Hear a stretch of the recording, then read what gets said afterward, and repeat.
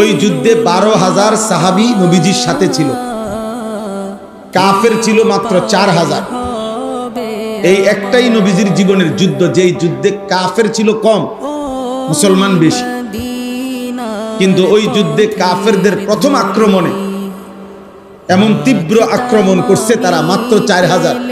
12,000 সাহাবী একসাথে নবীজির সঙ্গ ছেড়ে দিয়ে যুদ্ধের ময়দান থেকে ছিন্ন ভিন্ন ছত্রভঙ্গ হয়ে গেছে, যে যেদিকে পারছে সরে গেছে আক্রমণের চোটে।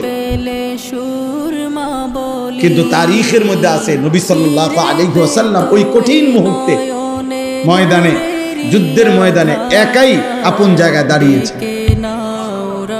এক সুতা তিনি নড়েন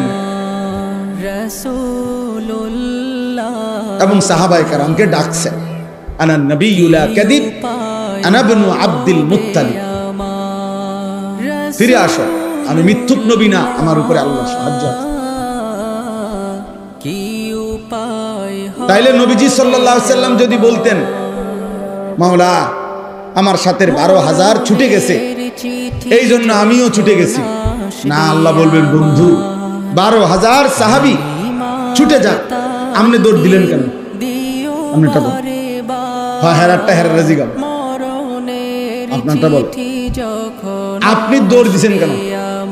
এই জন্য নবীজি দেখাইছেন যে না, আমি দৌড় দেইনি, আমি আপন জায়গায় দাঁড়িয়েছি। কেন? ফাকাতিল ফি সাবিলিল্লাহ, আল্লাহ তো আমারে বলছে প্রয়োজনে আপনি একাই আল্লাহর পথে যুদ্ধ করুন। আল্লাহ তো আমাকে বলছে আমি শেষ, আমি আমার হিসাব দিতে হবে। এই জন্য প্রথম জিম্মাদারি, এই জন্য প্রিয় ভাই বাবা, একটি মাহফিল এটা একটা প্রদর্শনী না, এটা নির্বাচন।